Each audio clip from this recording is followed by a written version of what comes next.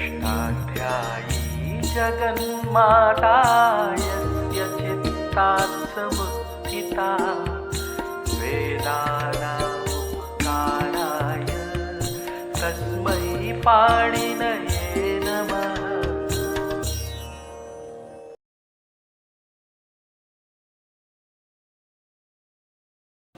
नमः पाणिनये।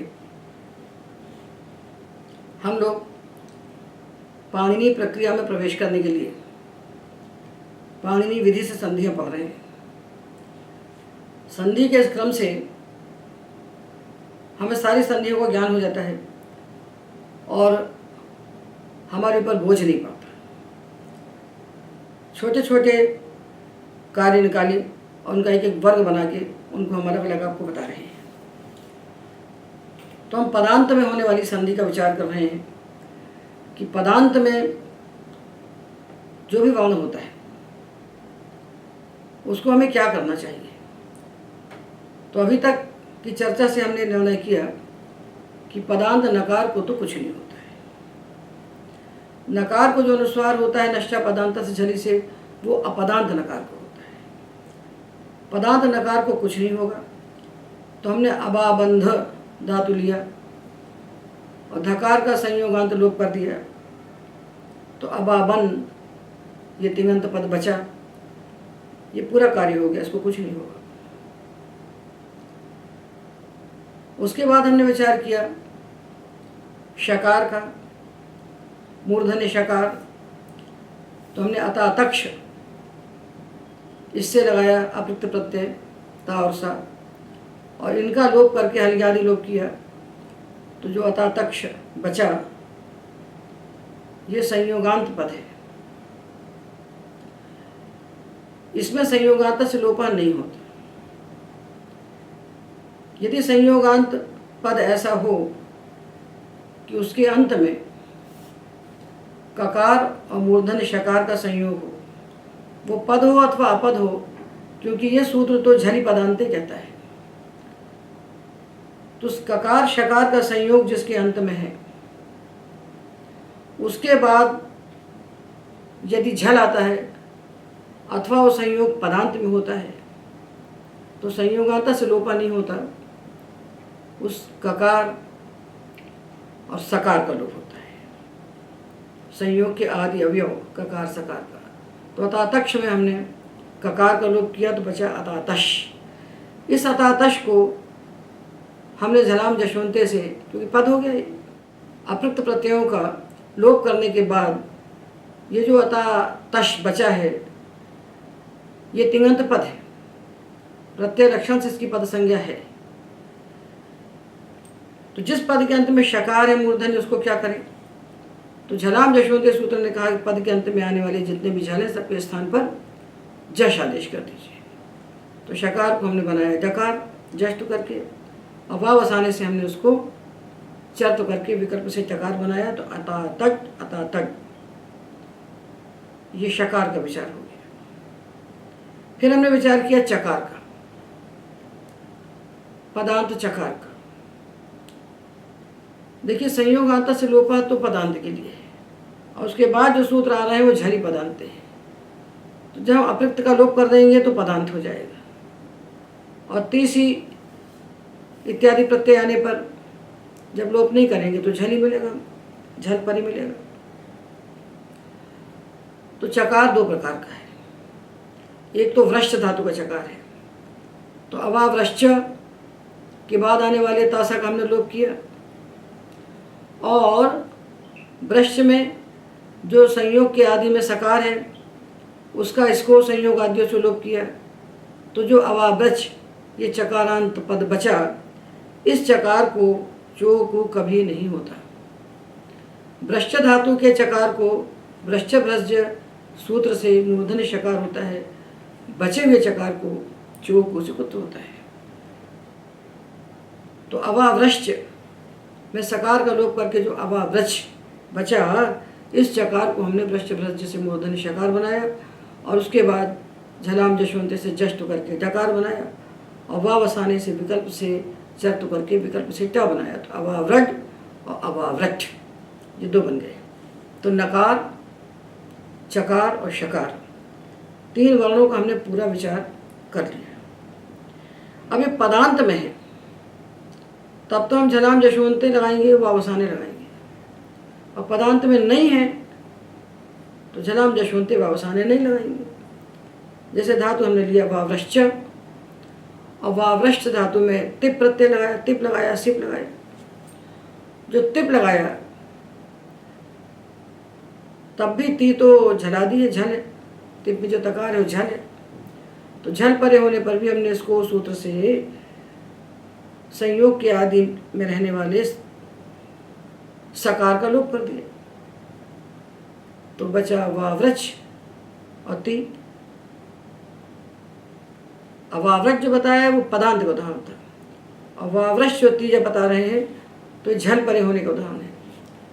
तो वावृच और ती, यहाँ भी हमने भ्रष्ट भ्रष्ट से चकार को शकार किया, तो बन गया वावृच के स्थान पर हो गया वावृश, उसके बाद आया ती, तो शा है इष्टु और ता है स्तु, तो ष्टुनाष्टु से हमने तकार के स्थान पर टकार किया, तो बन गया वावृष्टि, वावृष्टि। तो शकार पदांत में है तो हमने झलाम जशवंते किया, वावसाने किया। शकार पदांत में नहीं है तो हमने ष्टुनाष्टु से तकार को ष्टुत्व कर दिया। और वावृष्टि के बाद यदि सिप आता है, सा आता है, तब क्या करें? तो वावृश्च और सी, इसको संयोग आद्यों से हमने सकार का लोप किया। चकार को भ्रष्ट भ्रष्ट से हमने मूर्धन्य शकार बनाया, और इसके बाद जो सकार आ रहा है ये झल तो अवश्य है, झल तो है, तो झल परे होने पर हमने शा तो कर लिया। झल परे है तो हमने वावृश्च का जो चा था उसको हमने चा को शा बना दिया। किंतु यहाँ तो ष्टुत्व प्राप्त है नहीं, यहाँ क्या करेंगे? पदांत नहीं है तो झलाम जशवंते भी नहीं हो। और आगे सकार है, तो सकार परे होने पर हमको क्या क्या कार्य प्राप्त है? मूर्धन्य शकार है, उसके बाद सकार है। तो देखिए शकार तो इष्टु है और सकार स्तु है, तो ष्टुनाष्टु हमको प्राप्त जरूर है, प्राप्त है ना, किंतु नहीं हो सकता, क्योंकि इष्टुत्व 8 का सूत्र है। इष्टुत्व 8वें अध्याय के 4थे पाद का सूत्र है, तो इष्टुत्व प्राप्त होने के बाद भी यहाँ नहीं हो सकता। पर त्रिपादी का सूत्र, यदि कोई पूर्व त्रिपादी प्राप्त है तो नहीं कार्य कर सकता, पूर्व त्रिपादी को ही काम करना पड़ेगा। तो वावृश्च में सकार का लोप करके जो वावृश बनाया, उसके बाद तिप आया, तो वहाँ कुछ और प्राप्त नहीं है, वहाँ ष्टुनाष्टु ही प्राप्त है। तो तकार के स्थान पर हमने टकार कर दिया ष्टुत्व करके, और वावृश उसी जब आया तब भी ष्टुनाष्टु से सकार के स्थान पर ष्टुत्व होकर के मूर्धन्य शकार होना चाहिए था, किंतु वो नहीं हो सकता, क्योंकि उसके पहले सूत्र बैठा है 8-2 में, षडो कस्सी, मूर्धन्य शकार और ढकार के स्थान पर ककार होता है सा परे होने पर, तो ष्टुनाष्टु तो नहीं आ सकता यहाँ, क्योंकि पूर्व त्रिपादी का सूत्र जब बैठा है तो पर त्रिपादी कार्य नहीं कर सकती। तो मूर्धन्य शकार के स्थान पर हो गया क, तो वावृश के स्थान पर हो गया वावृक। अब का के बाद सा आ गया, तो का के बाद जब सा आया और प्रत्यय का सकार है, तो हम पहुंच चुके हैं आदेश प्रत्यय योग से। इन और कवर के बाद आने वाले प्रत्यय के सकार को और आदेश के सकार को मूर्धन्यादेश होता है, तो सी को हो गया शी, और काशा संयोगे क्ष, काशा से क्ष बन गया, तो वाह वृक्षी, वाह वृक्षी।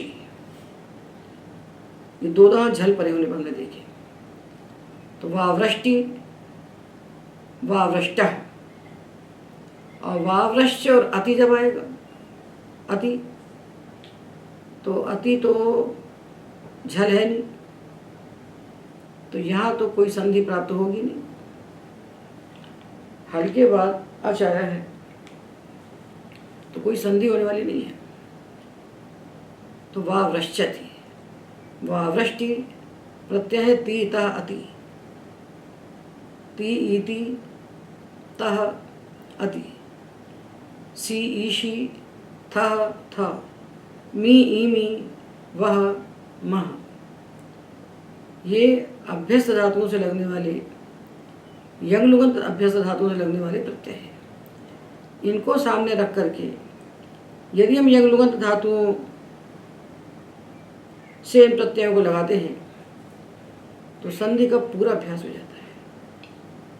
और किसी रास्ते से चलते हैं तो पूरा तो हम जान नहीं पाते, और जब कोई प्रयोग आता है तो हम अटक जाते हैं।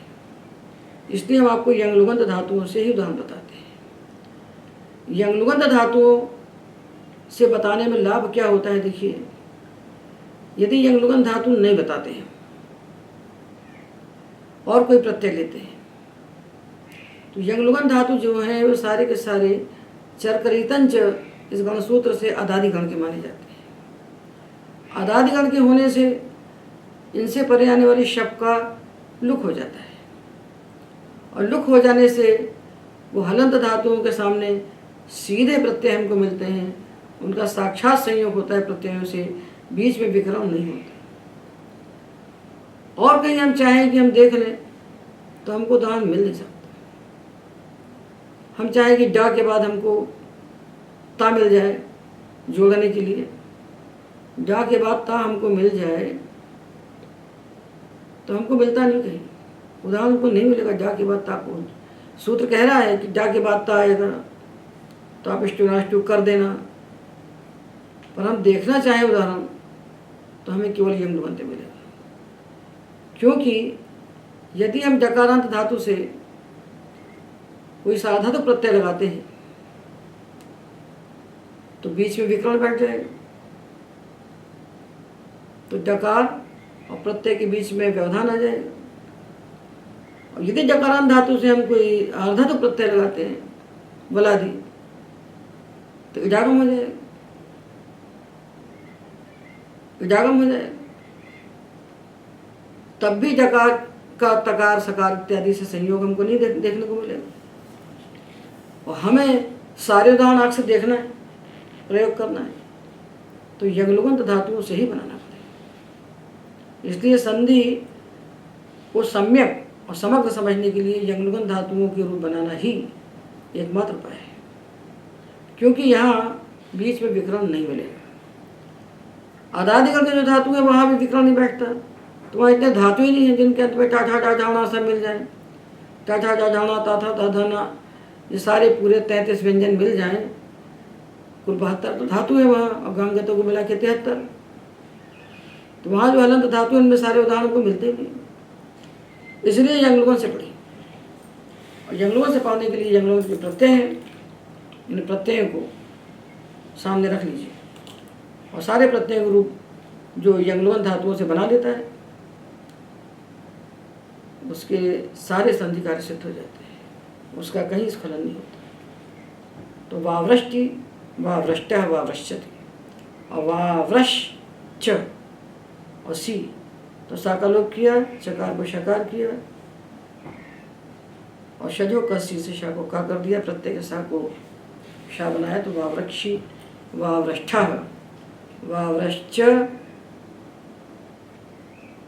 इसको संयोगाद्यों से सकार का लोप करके वावृच, और था चकार को हमने वृश्च वृश्च से शा बनाया, तो था को स्टोनाष्टु से ठा हो, वावृष्ठा, वावृष्ठ। अब जब मी वह मह प्रत्यय आए विपस्मस, तो यहाँ चकार को कुछ प्राप्त नहीं होगा, क्योंकि चकार को जो कुछ हो रहा है वो झलि पदांते हो रहा है। चकार के लिए जो कहा जा रहा है वो झलि पदांते कहा जा रहा है। तो मिपस्मस यदि आते हैं आगे तो झल है ना पदांत है, तो वावृश्चमी, वावृश्च्वः, वावृश्चमः, हमने चकार का पूरा विचार कर लिया। चकार दो प्रकार का है, जो वृश्च का नहीं है वहाँ हमको चोकू लगाना है। जैसे पापच, तो पापच, अपापच, इसके बाद ता सा प्रत्यय लगा के इनका हमने हलज्ञाति सूत्र से लोप कर दिया, तो अपापच बन गया चकारांत पद। इसका बाधक कोई नहीं है, बाधका भाव है। यदि बाधक नहीं है तब तो आराम से चलिए, यदि बाधक है तो आपको सावधान होकर चलना पड़ेगा। तो वृश्च के चकार को बांधने के लिए वृश्च भ्रश्च सूत्र बैठा है, और किसी चकार को बांधने वाला कोई नहीं है। तो वहाँ आप बिल्कुल आनंद से उस चकार को जो ककार बना लीजिए। तो अपापक बन गया, झलाम जशोंते से जस्ट किया तो ग बन गया, व बसाने से चद किया तो क बन गया, अपापक अपापक बन गए। ये तो उदाहरण हमने पढ़े पदांत की। अब हम झल ही देख लें कि पापच और ती, तो ता तो झल है, तो चोकू से चाकू का हुआ पापकती, पापकता, पापच और अति पापचति। हल के बाद अच आ गया तो वहाँ कोई संधि बंदी होने वाली नहीं है। पापचति, पापक्षी, पापकथा, पापकथ, पापचमी, पापच्व, पापचमः। तो हमने दो प्रकार के चकार का विचार किया। वृश्च धातु का जो चकार, उसके हमने रूप बनाए पदांत में, और वृश्च का चकार उसके रूप हमने बनाए झल परे होने पर। वृश्च से बचा हुआ चकार उसके रूप हमने बनाए पदांत में, और उसके रूप हमने बनाए झल परे होने पर। तो चकार का कार्य पूरा हो गया। चकार के विषय में जो हल संधि होने वाली थी उसकी चिंता पूरी हो गई, उसके विषय में कुछ नहीं करना। अब हम लेंगे छकार को। ऐसे एक एक अक्षर को हम लेते जाएंगे तो हम आर पार पूरी संधि को जान जाएंगे। सविज्ञान, रचना नहीं है। रचने से तो कोई बात आती नहीं है, और रटने से जो बात आती है थोड़ी देर के बाद निकल जाती है, क्योंकि बुद्धि में स्थिर हो नहीं सकती। तो हम छकार की बात करते हैं। सहज बोध का 39 पृष्ठ है, सहज अष्टाध्यायी सहज बोध के प्रथम भाग का 39 पृष्ठ है। इसके क्रम को भी हम बदल के आपके सामने इसलिए बोल रहे हैं कि आपकी बुद्धि में स्पष्ट हो जाए। तो आप देखते जाइए, और जो कुछ इसमें नहीं है उसको भी हम बता रहे हैं। जो कुछ इसमें कहीं मिसप्रिंट हो गया है, कहीं कुछ विचार अनुत्पन्न हो गया है, उसको भी हम बताते जा रहे हैं। तो आप शोधन भी करते चलिए यदि आपको लगता है कहीं तो छकार वास्तव में 3 प्रकार का है। छकार 3 प्रकार का है। जब छकार अंत में हो, उस छकार के स्थान पर हमें कोई संधि करना है, कोई आदेश करना है, तो 3 हिस्से में छकार को बांट देना चाहिए। उसमें से एक छकार का हम विचार कर चुके हैं। तो ये जो हुर्छा मूर्छा में आ की संज्ञा करके हुर्छ मूर्छ धातु बचते हैं, इनका जो छकार है रेप पूर्वक जिसके पहले रा है, इससे जब हम द्वित्वादि कार्य करके मोमूर्छ ये धातु बनाते हैं, तो इस मोमूर्छ धातु के बाद आने वाले अपृक्तता और सा प्रत्यय का लोप नहीं होता, क्योंकि उसके पहले ही रालोपा सूत्र से इस छकार का ही लोप हो जाता है। रालोपा का अर्थ है रेप से उत्तर जो छकार और वकार, उनका लोप होता है झल परे होने पर और पिप परे होने पर। इसमें किंगित इत्यादि की अनुवृत्ति नहीं आती है, किंगित की अनुवृत्ति नहीं है, तो लोप हो गया। तो अमोमूर्छ में छकार का जब लोप हो गया तो अब बना अमोमुर। अब हम हल्ज्ञादि लोप कर देंगे और उपधा को गुण करके रा को विसर्ग करके अमो मोह तो बना लेंगे। ये तो पहला छकार, इसका विचार हम कर चुके हैं। अब दूसरा छकार, दूसरा छकार है सतुक छकार। ऐसा छकार जिसके पहले तुक बैठा हुआ है, जिसके पहले तुक बैठा हुआ है। छेचा सूत्र से जिसको तुक का, जैसे गच्छ धातु में गम धातु को हम मकार को छा करते हैं तो छेचा से तुक का आगम हो जाता है। तो जो धातु है प्रच्छ, प्रच्छ, इस प्रच्छ में जो छकार है, इसके पहले जो चा बैठा है, जब हमको छा के पहले चा दिखाई पड़े, ऐसा समझ लीजिए सरल भाषा में, जब छा के पहले हमको चा दिखाई पड़े, छकार के पहले चकार दिखाई पड़े, तो समझिए वो चकार तुक है। वो छह चा सूत्र से तुक का आगम करके ता वहाँ पर आया हुआ है, और उस ता को स्तोष्टुनाशु सूत्र से इष्टुत होकर के चा हो गया है। तो जो प्रच्छ का छा है, इसके पहले चा सुनाई पड़ रहा है, ये चा तुक है, और तुक के ता को स्तोष्टुनाशु से चा हो गया तो प्रच्छ बन गया। तो जिन भी धातुओं में हमको छकार के पहले चकार सुनाई पड़ता है, वो चकार तुक इस आगम का है, तो ऐसे छकार को हम सतुक छकार कहेंगे। जैसे प्रच्छ है, म्लेच्छ है, म्लेच्छ है, रीछ है। तो जिन धातुओं में लक्ष्य है, लक्ष्य धातु, तो जिन धातुओं में छकार के पहले तुक बैठा हुआ है, इष्टुत होकर के वो चकार बन गया है।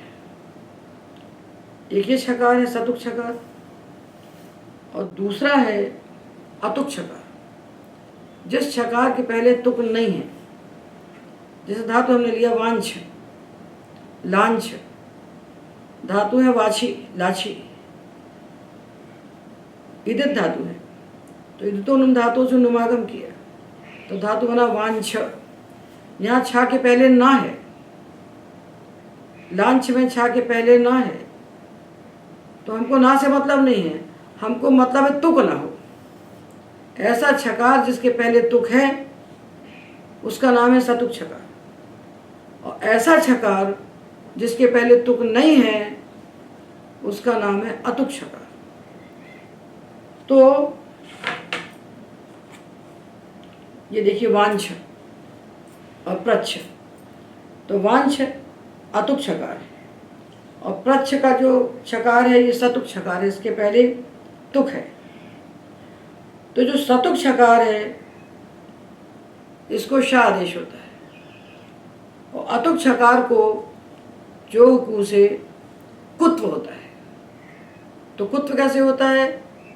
चा छा जा जा यहाँ के स्थान पर का खा गा गा ना हो, तो छकार को होगा खकार, चा छा का खा। तो दोनों को हम अलग अलग देखना पड़ेगा, दोनों का एक रास्ता है ही नहीं, ये दोनों छकारांत धातुओं का अलग अलग रास्ता है। तो ये जो प्रच्छ धातु का छकार है, ये सतुक छकार है। इस सतुक छकार के लिए पहले हम पढ़ें, बाद में हम अतुक छकार को लिखेंगे। तो अष्टाध्यायी में सतुक छकार के लिए सूत्र है छो शू दनुनासिके च। ये सूत्र है 6-4-19, 6-4-19 सूत्र है छो शू अनुनासिके च। ये कहता है सतुक छकार के स्थान पर तालव्य शकार आदेश होता है, और वकार के स्थान पर ऊंच भी करता है ये। तो वकार की चर्चा हम जब वकार तक पहुंचेंगे तब करेंगे, अभी हम छकार की बात कर रहे हैं। तो प्रच्छ धातु का जो सतुक छकार है, इस पूरे सतुक छकार के स्थान पर तालव्य शकार होता है। मतलब तुक और छा दोनों को मिला करके, केवल छा को नहीं होगा। ये जो चा समेत छा है, इस पूरे के स्थान, पूरे को हटाकर इसके स्थान पर शा आएगा। तुक और छा दोनों को मिलाकर सतुक छकार के स्थान पर तालव्य शकार आदेश होता है। ये कब होता है? क्योंकि देखिए संधि में आपको 3 बातों को ये बुद्धि में नहीं बैठाया, तो संधि के सूत्र फिसल जाए। किसको होता है, और क्या होता है, और क्यों होता है, या कब होता है? क्योंकि अपने आप नहीं होता कोई भी कार्य, सृष्टि में अपने आप कोई कार्य नहीं होता, किसी न किसी निमित्त से होता है। तो चकार है, छकार के पहले, ये जो छकार के पहले चकार दिखता है, चकार है ही नहीं, ये तकार है। ये तकार कहाँ से आया? तुक का आगम होकर के आया, 6 सूत्र से तुक का आगम होकर आया। तो जब तुक था तो चा कैसे बन गया? तो स्तोष चुनाश से चा बन गया। इस चकार और छकार को मिला करके सतुक छकार के स्थान पर तालव्य शकार आदेश होता है। ये कब होता है? क्वौ अनुनासिके और झलादो क्विप परे होने पर, अनुनासिक वर्ण परे होने पर और झलादि प्रत्यय परे होने पर। ये चूंकि ये सूत्र अंगाधिकार का सूत्र है, इसलिए ये प्रत्यय में ही प्रवृत्त होगा। यहाँ झल का मतलब झल नहीं है। अंगाधिकार में यदि झलादो कहते हैं तो ये मान के चलना चाहिए कि यहाँ झलाधिकार तो झलादि प्रत्यय है, क्योंकि अंग संज्ञा प्रत्यय परे होने पर ही होगी।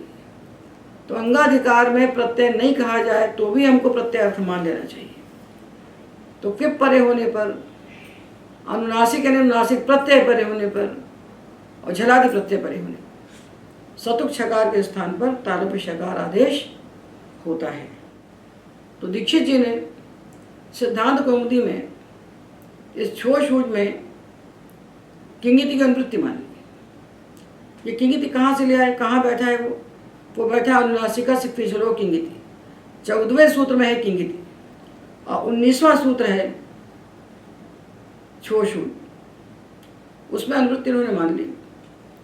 अब अनुवृत्ति मान लेने से जंजाल पैदा हो गया। जंजाल ये हुआ कि जब किदकित झलादि प्रत्यय होगा तब तो हम लगाएंगे छो शूज, और जब किदकित से भिन्न झलादि प्रत्यय होगा तो हम लगाएंगे ब्रश्य भ्रश्य। तो दोहरा रास्ता हो गया। अच्छा, दो रास्ते से भी आप चले तो भी आप लक्ष्य सिद्धि तक नहीं जा सकते, क्योंकि जब हमने पाप्रच्छ धातु को लिया उसे प्रत्यय लगाया मिप और मस, तो मिप प्रत्यय तो पित है। लट लकार के उत्तम पुरुष एक वचन में जब हमने मिप प्रत्यय लिया, पाप्रच्छ से मिप लगाया, तो मिप तो किंगित न है नहीं, न कित है न कित है, अपने साधातुक तो है नहीं। तो मिप लगाने पर, पित प्रत्यय परे होने पर ये सूत्र प्रवृत्त नहीं होगा। तो नहीं होगा तो सतुक छकार के स्थान पर शकार नहीं होगा। तो जो हमारा इष्टप प्रयोग है पाप्रश्मी, ये नहीं बन पाएगा। ये कैसे बनेगा? पाप्रश्मा तो बन जाएगा क्योंकि वो अपित है, पाप्रश्मा तो बन जाएगा, पाप्रश्मी कैसे बनेगा? वहाँ अटक जाएंगे और यहाँ भी भटक जाएंगे कि हम कितकित प्रत्यय में तो लगाएंगे छो शूज और जो कितकित नहीं है वहाँ लगाएंगे भ्रष्ट प्रत्यय। तो उसी एक सतुक छकार को हम दो प्रकार से चलाते फिरेंगे। इसलिए वास्तविक बात यही है और भाष्य भी इसको प्रमाणित करता है कि यदि सतुक छकार है तो झलादि प्रत्यय परे होने पर वो किदगित हो अथवा किदगित ना हो। तो यहाँ किंगित की अनुवृत्ति नहीं मानना चाहिए। नहीं मानने से एकदम सरलता है और स्पष्टता है और सारे प्रयोग सिद्ध होते हैं। तो सतुक छकार के स्थान पर तालव्य शकार आदेश होता है। तो ये जो पाप्रच्छ है इसके सतुक छकार को हमें बनाना चाहिए तालव्य शकार, छो शूज अनुनासिक के सूत्र से। और कब बनाना चाहिए? झल परे होने पर अथवा झलादि प्रत्यय परे होने पर। वो झलादि प्रत्यय कैसा होना चाहिए? किदगित हो और चाहे किदगित ना हो, दोनों जगह होगा। तो ये धातु है पाप्रच्छ, इससे हमने प्रत्यय लगाया तिप। ये तिप झलादि है, परपित है, और जो ता है आगे तस, ये झलादि है, परपित होने से गित है। दोनों में ही हम ये सतुक छकार को छो शूज सूत्र से तालव्य शकार बना देंगे। और तालव्य शकार बनाने के बाद भ्रश्च भ्रज सृज मृज यज राज भ्राज शाम शाह सूत्र से इस तालव्य शकार को हम मूर्धन्य शकार बना देंगे। और मूर्धन्य शकार बनने के बाद इसके बाद में आने वाले ती और तह यानी स्तु को ष्टुनाष्टु से ष्टुत्व करके पाप्रष्टि पाप्रष्टः पाप्रष्टि पाप्रष्टः पाप्रच्छति। और पाप्रच्छ के बाद जब सी आया तो हमने सतुक छकार को तो शाह बनाया, उसको मूर्धन्य शाह बनाया और सी परे होने पर, सा परे होने पर उसको शजो कसी से का कर दिया तो पाप्रक्षी, पापृष्ठ पापृष्ठ। तो जब मिप प्रत्यय आया मी तो पापच्छ ये सतुक छकार है। उसके बाद जो मकार है ये अनुनासिक है, झलादि नहीं है, झल नहीं है और अनुनासिक है। इसके परे होने पर भी हमने उस सतुक छकार के स्थान पर तालव्य शकार किया तो पाप्रश्मी, पाप्रश्मी तालव्य शकार ही रहेगा। इसको अब आगे कुछ नहीं होगा क्योंकि वो झलादि है नहीं। पाप्रश्मी और मस आने पर पाप्रश्मः, पाप्रश्मी और पाप्रश्मः। लेकिन जब वस आया वह, तो ये तो ना तो झलादि है ना ये अनुनासिक है, तो इसके परे होने पर कुछ नहीं हुआ तो पाप्रच्छ। अब देखिए पाप्रष्टि, पाप्रष्टः, पाप्रच्छति, पाप्रक्षि, पाप्रष्ठः, पाप्रष्ठ, पाप्रश्मि, पाप्रच्छः, पाप्रश्मः। ये रूप बन गए और निर्बाध बन गए। और यदि हम किंगिति की अनुवृत्ति मान लें तो पाप्रश्मी तो हम नहीं बना सकते। इसलिए इस सूत्र में किंगिति की अनुवृत्ति न करके छकार के लिए हमको छोड़ छोड़ से यात्रा शुरू करना चाहिए। छकार यदि अंत में है तो छोड़ छोड़ से चलना चाहिए, सीधा संधि नहीं करना चाहिए। तो अपाप्रच्छ में जब हम लंग लकार के तासा प्रत्यय लगाएंगे अपृक्त, तो अन्यत्र तो हमने हलंत धातु के बाद हल याभ्यो दीर्घात से उनका लोप कर दिया। यहाँ भी हम लोप नहीं करेंगे क्योंकि लोप के पहले हमको ये अंग कार्य प्राप्त है। छोड़ छूट अंग कार्य है, छोड़ छूट संधि कार्य नहीं है। तो अपाप्रच्छ के बाद ये तासा प्रत्यय जब आए, ये अपाप्रच्छ में तासा प्रत्यय आए तो यहाँ अज्ञात लोप अभी नहीं कर सकते। अभी हम इसको सतुक छकार को शा बना देंगे छोड़ छूट से, और शा बनाने के बाद हम तासा प्रत्ययों को लोप कर देंगे। और लोप करने के बाद ये जो शकारांत अपाप्रश बना ये हो गया पद। अब ये पद हो गया। इस पदांत शकार को हम वृश्च भ्रज्य सूत्र से मूर्धन्य शकार बनाएंगे इसको, और मूर्धन्य शकार बना के इसको हम वावस जनाम जशवंते से ड बनाएंगे और वावस आने से ट बना देंगे। तो अपाप्रज और अपाप्रट ये दो रूप बनेंगे। यही सीधा रास्ता है, यही सम्यक रास्ता है। अपाप्रच्छ, अभी इस अपाप्रच्छ में छकारांत धातु को हम वृश्च भ्रज्य सूत्र से शकार नहीं बना सकते क्योंकि वृश्च भ्रज्य करता है झली और पदांते। तो झल परे तो है नहीं क्योंकि हरियादि लोग पहले ही हो जाएगा। तो कौमुदीकार क्या करते हैं कि धातु लिया पाप्रच्छ, इसमें जब तिप प्रत्यय लगाते हैं तो तिप तो पित है,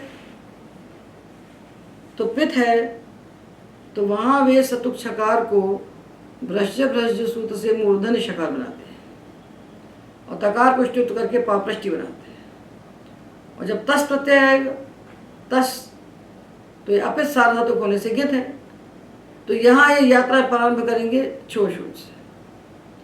तो तस आने पर ये पाप्रच्छ के सतुक छकार को तालव्य शकार बनाएंगे और फिर वृश्च भ्रज्य से उसको मूर्धन्य बनाएंगे और फिर ष्टुत करके पाप्रष्ट बनाएंगे। तो पाप्रष्टि पाप्रष्ट में दो अलग अलग प्रक्रियाओं का आश्रय करना पड़ता है। एक तो ये हो जाता है और दूसरे पाप्रश्मी में अटक जाते हैं। तो अब तो पूरे रूप बन गए हमारे। और जो ईट का आगम होकर ईति आता है वहाँ चूँकि आज़ादी है तो कुछ होता ही नहीं, इसलिए उसको हम नहीं बता रहे हैं। पाप्रच्छी थी, पाप्रच्छी, पाप्रच्छी में उसकी कोई आवश्यकता है नहीं। हल संधि में उसको बताने की कोई आवश्यकता नहीं है क्योंकि अब रूप सिद्ध नहीं कर रहे हैं, हम संधि बता रहे हैं। उनको बताएंगे जब हम तिङंत की सिद्धि करेंगे। अभी तो तिङंत को सामने, तिङ प्रत्यय को सामने रख के हम संधियाँ बता रहे हैं। तो अपाप्रच्छ जब लिया हमने लंग लकार में और उसके बाद हमने अपृक्त प्रत्यय रखे ता और सा, इतश्च से एकार का लोप करने से जो ता सा बचे, तो अपाप्रच्छ और ता अपाप्रच्छ और सा। यहाँ भी छोड़ छूट से शकार करने के बाद हमें अलगादि लोप करना चाहिए। और फिर जो अपाप्रच्छ बचेगा उसको भ्रष्ट भ्रष्ट से मूर्धन्य शकार करके जराम जशवंते से डकार, जष्ट करके डकार, वाव बसाने से चर्त करके टकार बनाना चाहिए। यही रास्ता है, एक रास्ता पकड़ना चाहिए। तो छकार के लिए हमने एक रास्ता आपको बताया जो शुद्ध रास्ता है। उसमें किदगित और किदगित से भिन्न के लिए एक ही रास्ता है, अलग अलग रास्ता नहीं है। और यदि किदगित की अनुवृत्ति मान लेते हैं हम, तो हमको दोहरे रास्ते में चलना पड़ता है। पित प्रत्यय में हम अलग चलेंगे और अपित में हमको अलग चलना पड़ेगा। और छोड़ छूट में किंगित की अनुवृत्ति न मानने पर एक लाभ हमें और होता है कि छोड़ छूट बना देता है शब्द, छोड़ छूट शाह बना देता है, और उस शाह को भ्रष्ट भ्रष्ट मूर्धन्य शाह बना देता है। तो भ्रष्ट भ्रष्ट सूत्र में फिर छकार कहने की आवश्यकता नहीं रह जाती है। जो छशाम शाह कह रहे हैं उस छकार को कहने की आवश्यकता फिर नहीं रह जाती है। ये एक लाघा और होता है इसमें। तो ये हमने दूसरे छकार का विचार किया। पहला छकार था रे पूर्व छकार, मूर्छ ऊर्छ का। दूसरा छकार हुआ सतुक छकार, प्रच्छ, लक्ष इत्यादि धातुओं का, ब्लेच्छ इन धातुओं का। और तीसरा छकार है इनसे भिन्न छकार जो अतुक छकार है, जिस छकार के पहले न तो रेप है और न तुक है। उस छकार को हम चोक सूत्र से कुत्व कर देंगे। वहाँ कोई बाधक नहीं आएगा चोक को। तो वांछ धातु ने लिया वावांछ और ती, वावांछ और ती। अब इसको वावांछ को जब हम लिखते हैं धातु को, तो उसको हम अनुस्वार पर श्रवण करके यहाँ बना देते हैं। तो बेचारे बालक को तो यहाँ दिखाई पड़ता है और है वो ना, तो अभी हम उसको यहाँ क्यों बनाएं? यहाँ बनाने वाला सूत्र जो है वो 8-3 का है, अनुस्वार करने वाला, पर श्रवण करने वाला 8-4 का है। अभी 8-2 का चौकू बैठे हुआ है। तो जब तक 8-2 का सूत्र अपना कार्य न कर ले तब तक हमको 8-3-8-4 लगाना नहीं चाहिए। तो वावांश में हमको नकार ही लिखना चाहिए। तो वावांश धातु हमने लिया, उसके बाद तिप प्रत्यय जब आया तो ये झल है। और जो सूत्र जो कुत्व करता है झली पदांते करता है। किसको करता है? सतुक छकार को छोड़ करके करता है। सतुक छकार को छोड़ करके करता है। तो छकार को उसने छोड़ दिया, सतुक छकार को। तो वावांश में जो छा है इसको हो गया जो कु से कुत्व। तो छा के स्थान पर हो गया खा, खा हो गया। और खा के बाद जब तिप आया तो तिप आने पर सूत्र है खरीचा। खर परे होने पर झल के स्थान पर चर होता है। तो खा को हो गया का। तो वावांश और ती था, तो छा को हो गया खा चोकू से, और खरीचा से उसको हो गया का। तो देखिए वावांश धातु है, इसमें छकार है अंत में, किंतु ये छकार सतुक नहीं है, इसके पहले रेप भी नहीं है। 3 प्रकार के छकार का हमने विचार किया। तो 2 को छोड़कर बचा जो आखिरी शेष। इस छकार को चोकू ने क्या किया कि इसको कुत्व करके खा बना दिया। तो देखिए सूत्रों में देखते हुए चलिए कि 8-2, 8-3, 8-4 ये क्रम से चलेंगे। जिस क्रम से आ रहे हैं उसी क्रम से चलेंगे, क्योंकि ये त्रिपादी है।